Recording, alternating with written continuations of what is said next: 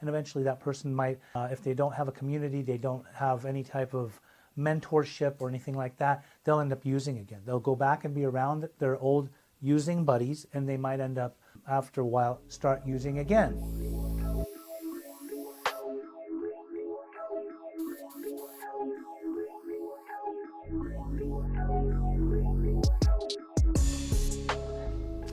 Hello, this is PEJ with PEJ Interventions. I am an interventionist and a recovery coach. Recovery from what? From alcoholism, from mental health, and from addiction.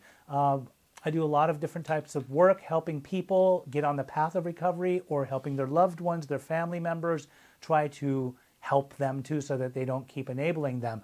Today, we're going to talk about how to pick the appropriate treatment center for your loved one. So as an interventionist, I often will tour many centers across America and sometimes around the world to be able to find good places, places that are really providing top-notch, exceptional treatment, so that if I'm sending someone somewhere, I know that they're going to a good place. More recently, I was at a place in Florida. When I went and saw it, it was remarkable. I mean, it was good old back to basics treatment with heavy on the 12 steps, but also with a clinical component. And there was just a sense of love amongst the people that work there. It's actually called Augustine Recovery. It's a men's facility, residential treatment, sometimes long-term, and then they have sober living components to that too. Why do I want to talk about this? Because I believe that a lot of people will blindly send their loved ones to a center, sometimes based off of a good Google review, or because they call and they talk to somebody and somebody tells them something really good, but then their loved one ends up going to the center and having a very bad experience, or the center is not organized, the center is not in communication to a certain degree the way they should be with the family member once they get their loved one into their center. Sometimes it's radio silence. You don't know who to talk to. I believe that the family should always be involved in their loved one's treatment, but they should also be working on themselves.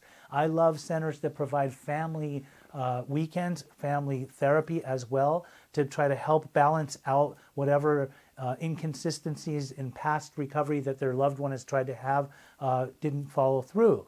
So often when people find me, I will recommend certain things based off of what I hear or what I know. If I'm doing an intervention, depending on the type of person that I'm intervening on, what kind of addiction they have, alcoholism, I can better determine by assessing them to see what would be a good fit for this person based off of their age, based off of their demeanor, their behavior, if they're combative, if they're resistant, if they are not responsive to recovery, if they are still contemplating using, if they're not even in a pre-contemplative state of recovery. I realize what would be better for them. And then also I'm really big on aftercare.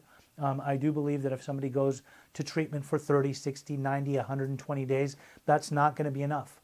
I believe that if somebody has a major addiction that's been consuming their life for quite some time, there needs to be a longer term. And that doesn't necessarily just mean of going to treatment, but where are they going to go after? Because sometimes if they go right back to their respective hometowns and be, back in their own place where they used to use, or back at their parents' house, which is never recommended, more often than none, it brings up a lot of old emotions. I call it being in the lion's den. And eventually that person might, if they don't have a community, they don't have any type of mentorship or anything like that, they'll end up using again. They'll go back and be around their old using buddies, and they might end up, after a while, start using again. So I do encourage strongly that a person, after they go through treatment, find a reputable sober living environment, a place that is above the board, a place that people are not just existing to be sober while they're in sober living, but they're actually making people be on the path of recovery. Everything that they've learned in treatment is now being used, so on and so forth, in their long-term recovery, so that they can become self-supporting by their own contributions, and they can integrate back into society, and that they can go and live a decent life even after sober living, where they are sober, 100% sober, loving their sober lifestyle. And how does that work? Like, obviously, if somebody is in treatment, there's different stages of treatment. They will go through the detox process. They'll go through the residential process if they stay for partial hospitalization, which is often called PHP, and then intensive outpatient and outpatient. That could be, a number of months that they're there. But then what? Then what about afterwards? Where are they going to be going, and how are they going to be held accountable? What kind of environment do they go to? If you're struggling in finding a good center and you would like tips, you'd like some consultation, or you would like me to actually help you find somebody, a place that's above the board, that's functioning ethically, I'm always of service to you. You can call me at 310-596-9356. Would love to be able to help you find the right place for your loved one.